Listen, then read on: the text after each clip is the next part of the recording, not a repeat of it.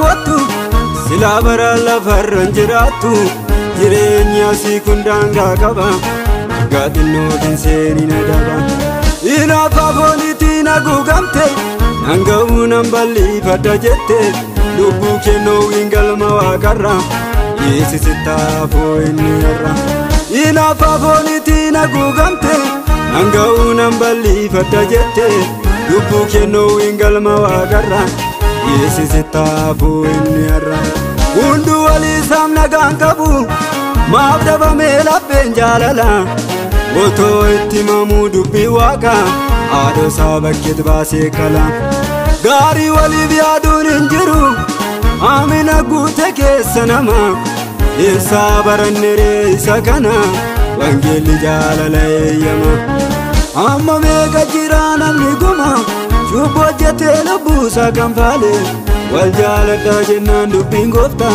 faallaa sanamni jibbatti caale mootummaa waaqayyoo hin simatu warra obboleessa isaanii jibbanii koottaa laphee dhiifamaa qabaanna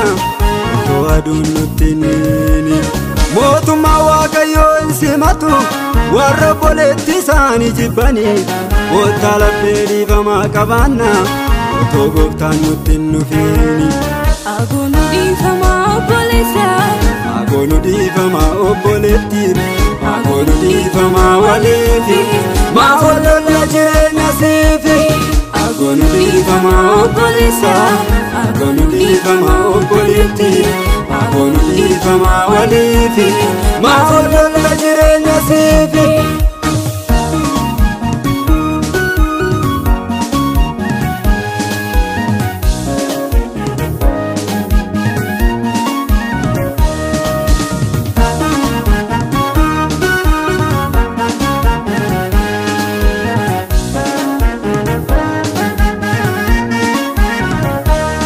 namni nama jibbuu ajjeesaadha mootummaa waaqayyootti hin galu koottaa himnee wal jaallanna abboommii waaqayyoo isa caalu jaarsummaan nuun taa'u samitti amma dhiifama waliif goona waan lafarraatiif wal jibbini du'a baraa baraamaaf duuna biyyi keenya silaal miti darabaa jiraanne malee dhaala kamna nuti waaqarra kunichiti isaa eenyuuf gale maarreen jibbiin obboleessa kee waan biyya lafa hunduu kanafu jibbanii jaalalaan guutanii kiristoosin eegisa dhufu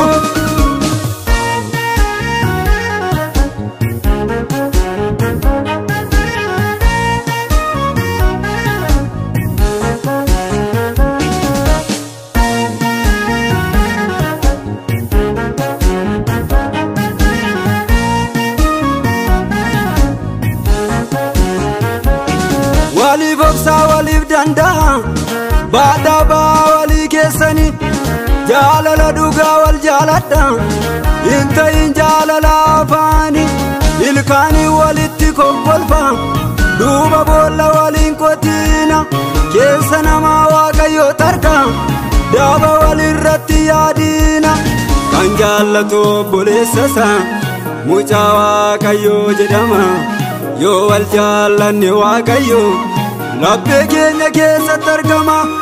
kan didee jibbu obboleessa isaa inni hojiisee tanaa hojjeta karaa kanaan si'oon hin gallu eenyutu warra murteeffata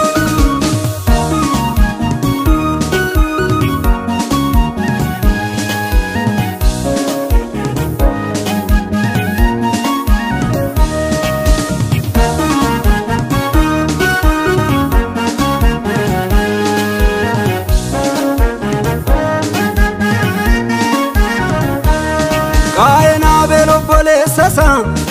inaafaadhaan irraatti ka'e dhoksaatti bakkeet baasee qalee dhiigni isaas lafaarra lola'e gooftaan meerree obboleessi kee jedhee gaafannaan dhoksuuf yaale gochaasaa argeera waaqayyo homtuun dhokatu da'oo gale maaltu dhokataree waaqayyo innoo lafa hundumaatti hin arga maal facaasaa jirtaree atarra